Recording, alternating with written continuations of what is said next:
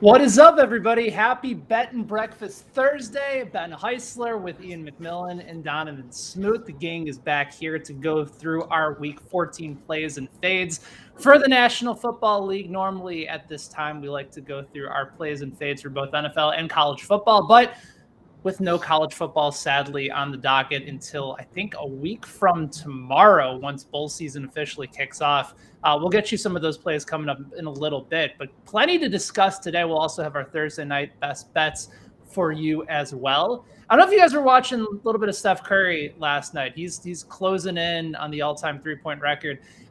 Donovan, you cracked me up this morning because you were mentioning that you were watching Steph and you said to yourself, he's going to struggle to get there. What is it with Steph and approaching milestones, and all of a sudden he starts to fade a little bit? You feel like he's putting a little bit of pressure on himself? Everybody was just talking about him trying to, get to 15, and there was the comment where it was like anything is possible. And he came out in the first quarter and took like 8 threes, and it was like, okay, he's going to force tonight. And it felt like I knew he was going to force, and so I was like, it's not going to happen. It's just too much right now. And so I would love to see it, though. I would love to see Steph like knock down 15 threes in a game. That would be crazy. But last night just wasn't the night for him. So I think he's Didn't he start 0-4? I think he started 0 for 4. And I think he was like 2 of 9 at some point in the first quarter. He was chucking. That's not going to get it done. It's not. It's not. That's the hard-hitting analysis that you guys all come here, all right? It's not good enough. I was thinking about it, though, from this perspective, because he's closing in on this record, and it's obviously remarkable, like the timing of it, right? So Steph is at 2,964 three-pointers in 786 games, which is flat out insane. If you actually look at the all-time leader, it's Ray Allen, who has 9 more at the moment than Steph, but it took him an extra 514 games to do it. And that's, I think, several games better than what it took for Reggie Miller to get there. And so we're talking about the elite of the elite of the elite shooters. So, like, if you're looking at this, I'm even wondering from a record standpoint, guys are bigger, stronger, faster than ever before. But if Steph is getting to this number this fast, better than anybody else in league history by a wide margin, I wonder if this is just one of those records that we're just not going to see broken ever again. Like, do you feel like this is one of those that's like somebody in 20 years is going to come along and be an even better shooter than Steph? Because I don't know if I can see it. No, I can't wait. I can't wait to be like the old man that's like, nobody's ever better than Steph Curry. Like, that's just not going to happen. Isn't this a little bit of a product of guys shooting the three more, though? I mean, kind of him breaking the record, like as a result of like how the league has changed. Yeah, isn't the modern day game inviting to more 3-point shooters as more so ever than history? Like like Ray Allen wasn't putting up the amount of shots from 3 that Steph Curry is. Yeah, but to do it in 500 less games is like, okay, you know what I'm saying? Like that's like 6. It's like 6 seasons if you don't make the playoffs that you're playing less than. And so even if somebody like if Dame Lillard started to climb, which he kind of is, or if James Harden or Trae Young, because Trae Young isn't, as much as we think of Trae Young as like this great shooter, he's not like a great shooter percentage-wise like that. So if one of those names starts to climb, then yeah, I would say it's more of a product. Steph is the greatest shooter we've ever seen, and he gets it from anywhere. He can shoot any type of 3 from any range, and so it's just, I think this is just a product of his greatness rather than the game. That's how I see it. No, I think that makes sense. I think both of you make really compelling points. To your point, Ian, of course, like you have modern analytics that indicate that the corner 3 and a layup are the 2 best shots in the game, and that the mid-range game has kind of disappeared. And if you watch like the Bulls play, what the Bulls are doing is really interesting because they have guys that can get their own shot from mid-range. Like DeMar DeRozan is putting up MVP-type numbers. He's not going to win it, but he's averaging 26 a game because nobody knows how to guard mid-range anymore. And so just like in the NFL where it becomes an offensive league and then trends shift and teams start to become more defensive-oriented, they get a market advantage or market inefficiency. Like, I don't think the 3 is going away because 3 is more than 2, and people understand that. But I do think if you have guys that can hit mid-range shots now, like that is still a distinct advantage if defenses don't know how to play it. So I think you're right. The league has changed to the point where there's so many guys that now have this as a specialty of theirs. But Steph Curry is still in a whole other stratosphere of anybody that we've ever seen before. That's 100% fact. I still don't think that anybody's gonna break his record though. I don't see it happening. Like I think guys are gonna start to like get on that trajectory, and you'll start to have the conversation of like, could he catch Steph? Like that'll be like the big first take debate. Is one guy's gonna have like this unbelievable rookie year, and someone will say, is he on track to catch Steph? And the answer will likely be no. But is there a record in sports that you guys would want to see broken, or is there one that you feel like we just talked about Steph, like maybe this stands the test of time? Is there one that you'd love to see in person to have it be broken for? Like what's the record that would mean the most to you to have it go down? Ian, you go. I want to hear yours first. So I'll display a little bit of the Canadian that I have in me, and I'll say Wayne Gretzky's point record in the NHL. I don't know how much you guys know this because I don't know how much you guys follow the NHL, but if you take away all of Wayne Gretzky's career goals and you just go based off assists, he still has the most points in NHL history. So I mean, that's arguably the most dominant athlete in any sport of all time, and his record is kind of the opposite of kind of the conversation I brought up or the point I brought up with Steph Curry, where I don't think a player can score that many points or even come close in the modern day game of the NHL because fewer goals are being scored. Goalies' gear has gotten a lot bigger in net. Their style has gotten a lot better, so it's a lot tougher to score than it was in Wayne Gretzky's prime. If anyone's going to do it, maybe Connor McDavid. But for that record to be broken would be absolutely unbelievable. Was Crosby ever on track to do it? I don't think so. Because that was always the guy that had been comped to him, right? Like if there was anybody that was going to get to that level, it would be Crosby. But maybe it was just the injuries that started to pile up over the last handful of years. And McDavid's an absolute beast. But yeah, that's one that I just don't think you're ever gonna come close on. Like the fact that him and that generation, even with scoring up in the NHL, right? Like you're seeing far more goals now, but I think it's sort of more of a team nature, not necessarily an individual guy. So that's really interesting. I could see that standing for a long time. What about for you, Donovan? Yeah, I want to see somebody score 101 points in the NBA. I'm tired of seeing. I like that. Tired of seeing the little Wilt Chamberlain 100 points picture. I'm sick of it, and I'm also not the biggest Wilt fan in terms of all time, and so anytime I get a chance to discredit him, I'm cool with that. So if we can get somebody else, it's so funny, and I think it's because we have video. Kobe's 81 point game is arguably more iconic than Wilt's 100 points just because we have video of it. And also Wilt Chamberlain is the only 7-footer alive in 1950, whatever. He's playing against, people who I don't know, plumbers and firefighters. I'll go with that. But that's the one for me that I want to see be broken. So the one that I want to see broken, because I feel like more than ever, you're dealing with talent on both sides of the equation where it's better. You have better hitters and you have better pitchers. I want to see DiMaggio's 56-game hitting streak be broken because there's so much consistent buildup to it that I think if you're at game 56, so much pressure is on you and it's so intense and so dramatic, every pitch, you just probably doing the Baker's dozen from SNL, watching it the entire time. I think it would be so fascinating. And I love that guys are actually gotten somewhat close, but never it's usually 30 something games and then they go, over. If someone gets to 45 and then you can get a single digit countdown, to me, that would be really exciting. And one that I still feel it's not like Cy Young where he has 511 wins. Wins don't matter. Or any of those where you just feel the era won't adjust to it. This is something that can theoretically be done but it just isn't going to happen because every time someone has come close, it's just fallen apart. So that's one that I would love to see go through. We've already gone into a bunch of stuff, so I want to make sure we hit on some of the stuff that we're taking in for week 14. Normally at this time, we love to go through our favorite plays and fades of the week in the NFL, do some college football as well. But Ian, let me go to you first when it comes to the games that we like and the games that maybe we're staying away from heading into week 14 of the NFL. I already got a 13-game sample size as to what we can take away, but who are the teams that you like? Who are the teams that you're just feeling, I got to stay away from them this week? Yeah, at this point in the season, I'm kind of sticking my flag in the ground with a few teams. There's a few teams that statistically I think are real Super Bowl contenders, but they keep disappointing me and losing.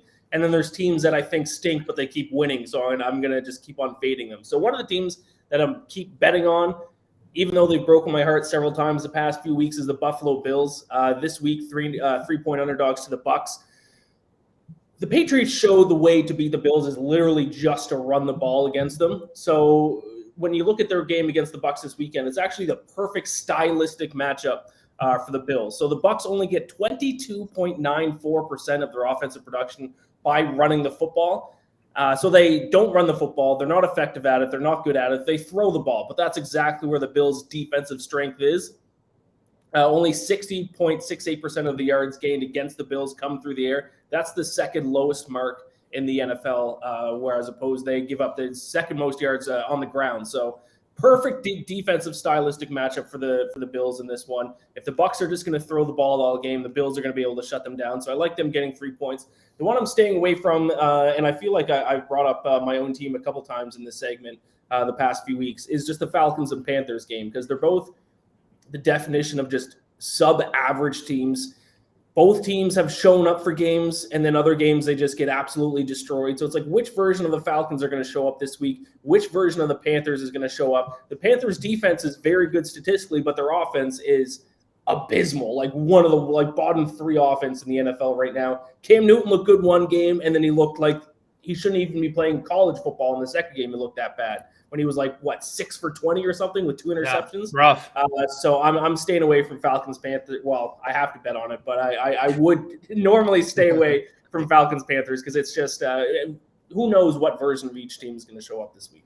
Yeah, to Ian's point of saying that he has to bet on that game, some of you might question, say well, that doesn't make sense. On his podcast, Bacon Bets, which is right here on the Minute Media Podcast Network, he does go through every single game on the slate and does make a bet on every game. So yes, technically he is right. He does have to bet on every game. By the way, you mentioned the Bills from a stylistic perspective. We had a great quote from one of our stories over at BetSided from Sawyer Johnson, who's one of the odds makers over at WinBet.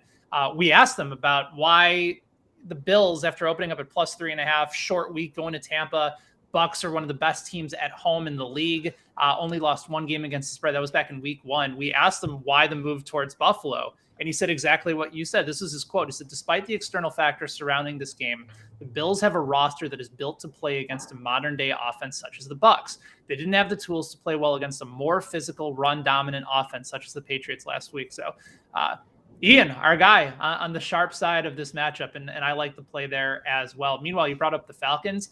I think over the last several weeks, they've been outscored by about a 2-1 margin, somewhere along the lines of 120 to 40 something. It's been a little bit rough for the Atlanta Falcons at this point. What about for you, Donovan? What's the team you're playing? What's the team you're fading?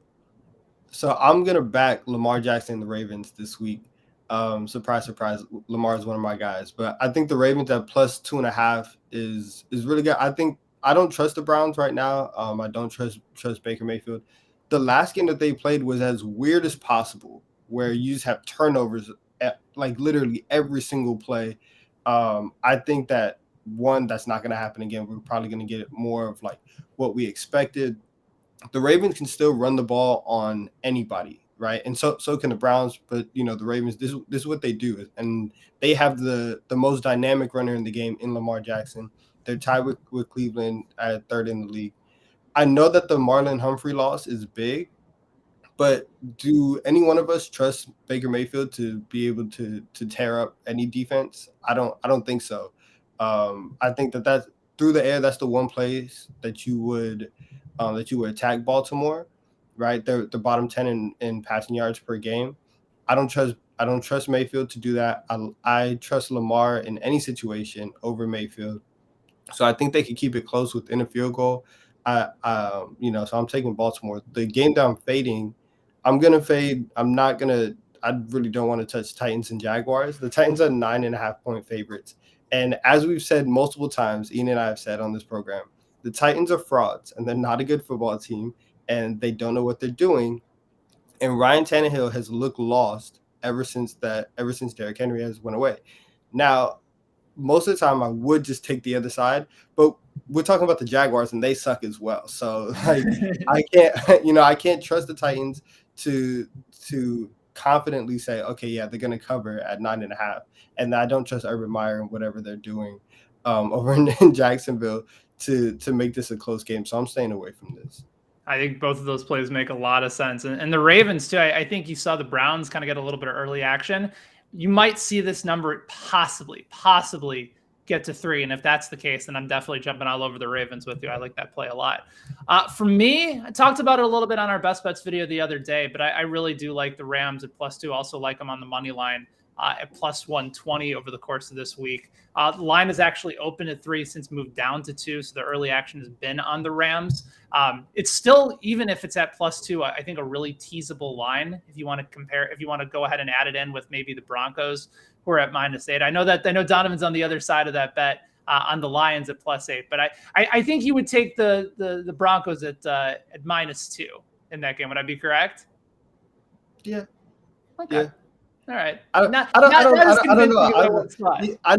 I don't know because I'm still kind of like, can Detroit win this? Last week was kind of convincing for me. I'm low-key thinking about it. All right, fair enough. I think the Broncos back at home with the Lions coming off of their Super Bowl is an ideal spot to be able to go ahead and tease the Broncos down to -2. Sean McVay going into that game, by the way, was undefeated against the Cardinals and undefeated against Cliff Kingsbury in his career up until this year. Also, Arizona's had some issues at home. Both of their losses have come at home this year. They haven't been particularly good at covering at home. And also, if you read Ian's preview over at BetSided on this game, he mentions that the Arizona run defense has been one of their biggest weaknesses over the course of this year. They've been really good against the pass, but we're talking about like 30th right now in opponents' yards per play on the rushing side. And the Rams have Sonny Michel. They have Darrell Henderson. They're going back more to the running game to open up play action for Stafford. So almost more of that offense that you saw the last few years when things were clicking with Jared Goff. That's been a big proponent for them. So I like them. That's a game that I'm going to jump on. The game that I'm fading, by the way, Bears and Packers. I wrote something over at BetSided this morning about Aaron Rodgers is 22-5 in his career against the Bears straight up. He's 20-7 against the spread. The only reason that this line moved from 13.5 down to 12.5 is because Justin Fields is playing, and that gives Chicago like a 2% chance to hang around in this game, but 12.5 is still a lot, even in Green Bay, even with the Bears a complete and total disaster, a dumpster fire. So I'm just staying away from this game. I'll probably watch it and just feel sick to my stomach watching the Bears go and get their ass kicked again and again and again. All right, let's dive into our favorite plays for tonight. All of us are looking at the NFL. I got to play on the under for tonight, which I'll get into a little bit. But Donovan, go first. I know you got a prop that you're really intrigued by for this evening between the Steelers and the Vikings. Vikings 3-point favorites at home with a total of 44. Yeah, I guess I'm rolling with Kirk Cousins on primetime football, which sounds weird, but his prop is over. I'm taking the over on his passing touchdowns. It's at 1.5. I think right now the odds are still at -120. But Kirk has been playing pretty good football lately. He's thrown for at least 2 touchdowns in the last 5 games. No Thielen means that him and Justin Jefferson are going to have a night. I really think that their connection is going to show off tonight. The Steelers are giving up on average like 1.7 passing touchdowns in the last 3 games. That trends towards 2. I think the only other person who can stop that, if it is like a tight game and Pittsburgh's defense shows up, maybe Mattinson shows up and gets a touchdown. But I think this entire game is going to be on Kirk Cousins' arm, so I think he gets it done. What about for you, Ian? I'm taking the Vikings here. Listen, I know this guy's not probably going to be in the conversation for Coach of the Year, but Mike Tomlin deserves to be in the conversation because the Steelers stink. Truly, they are a terrible football team, but yet somehow they continue to win games. So one of the stats that I look at the most is net yards per play. So that's just amount of yards that you get per play on offense, you subtract the amount of yards given up per play on defense. Allow me to list the worst teams in the NFL in net yards per play, starting from the bottom. Texans, Jets, Lions, Steelers, Jaguars, Bears, Dolphins. So, like, those are the bottom 7 teams. There's one that sticks out, one that has a winning record, one that is somehow just outside the playoffs in the Pittsburgh Steelers, and they're surrounded by the worst teams in the NFL in that stat. Not a good team. I'm going to continue to fade the Steelers probably for the rest of the season. I'm going to take the Vikings -3 tonight. All right, Vikings -3. You can get them at -115 over at WinBet right now. As for me, I like the under for tonight. You mentioned that Cousins and Justin Jefferson could have a game, but I think Pittsburgh is going to make some adjustments here. I don't think Jefferson's going to get, what did he have, like 14 targets, 12 catches for 180 yards and a touchdown last week against the Lions. Steelers are basically going to double him up. They're going to do everything they possibly can to make sure that Jefferson doesn't beat him. So I think Cousins is going to have to try and distribute the ball a little bit. Dalvin Cook says he's likely going to go, but he's not going to be close to 100%. So I got some concerns there. And then I also think if you're following the trends, under has hit in 11 of 14 Thursday night games this year. You're dealing with an offensive line in shambles for Pittsburgh. Ben Roethlisberger is going to be taking snaps from a new center tonight. That's a bit of a concern. The line moved at 45, and I feel like this is one of those that you just have to stay away from. So I like the under here tonight between the Steelers and the Vikings. There you have it, guys. That was our favorite plays on Thursday night. Thank you guys for hanging out with us this morning on Bet and Breakfast. Plenty more coming up over the weekend over at BetSided. We'll see you guys again on Monday for our favorite early leans of the week for NFL Week 15. So for my guys, Donovan and Ian, I am Ben. We thank you so much for joining us. We will be back again on Monday with a brand new edition of Bet and Breakfast. Until then, so long, everybody. Be good.